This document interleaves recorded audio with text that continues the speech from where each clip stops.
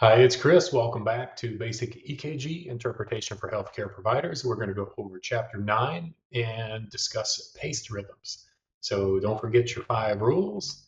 And moving on into a paced rhythm. So sometimes the heart needs a little bit of help, and the patient that you have might have an implanted pacemaker, which is going to kind of take over for the sinus node and do possibly what it's not able to do on its own anymore. All right, so for these rhythms, you're going to look for those pacer spikes. You might see one before a P wave, indicating that it is an atrial pacemaker. You might see the pacemaker spike before a ventricular complex, and you might see 2 spikes. All right, so look for those. It's a pretty easy. These rhythms are pretty easy to identify.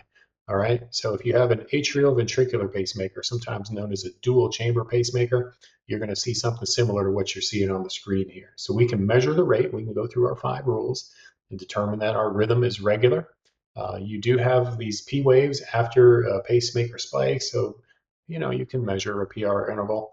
It looks like it's about 3 small boxes there, and then you have a ventricular paced spike. Uh, Typically, after a ventricular paced spike, you will have a wide complex QRS. That is because the conduction that flows through the ventricles is a little bit slightly slower than what it would be through the heart's inherent conduction system.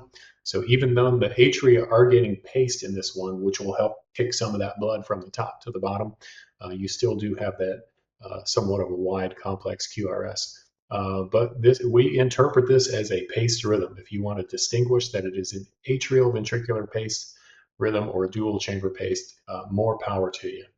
All right, so getting into the next one, which is just a straight up ventricular paced rhythm, you can see across the board here, you only have one pacer spike before your QRS complex, which is wide. There's no P waves, no PR interval to measure. Therefore, we call this a paced rhythm and specifically a ventricular paced rhythm.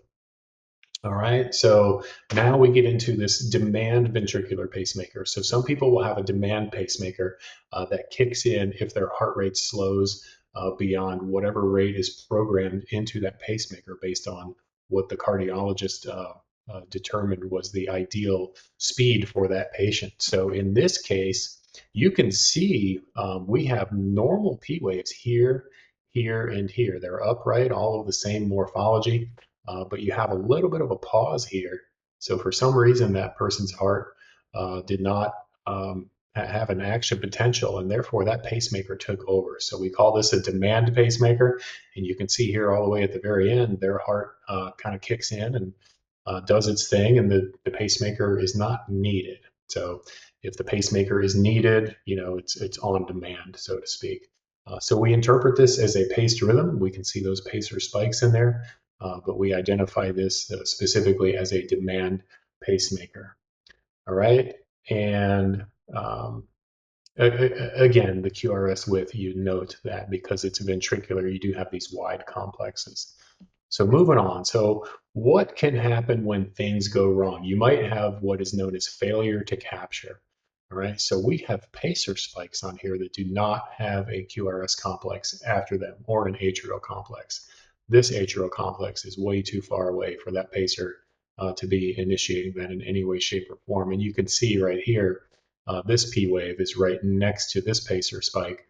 But going across this one, we kind of see we have this regular rhythm and we have these PR intervals that kind of vary. You can see the P wave there and it's long. This really looks like that third degree heart block that we went over in that last chapter, which explains why the person has a pacemaker. Yeah, a lot of times if a person has a third degree heart block that doesn't go away, they get a pacemaker implanted. But unfortunately, sometimes they don't work. So this is a third degree heart block with a pacemaker failure to capture that we are seeing here. Another thing that can go wrong with the pacemaker, and this is rare, but a pacemaker can start firing too fast. Sometimes those are referred to as a runaway pacemaker. If you have that situation and you're a nurse, call the doctor at the hospital. If you're a paramedic and you're out in the field, get to the hospital as quickly as you can. There's not really a whole lot you can do for a malfunctioning pacemaker in the field. They need to get in there at the hospital and a lot of times have to do surgery to replace that thing and figure out what's going on with it. But that's it. That's the end of chapter 9. And we're almost finished. We got 3 chapters left where we actually get into practicing identifying these rhythms. So I will see you then.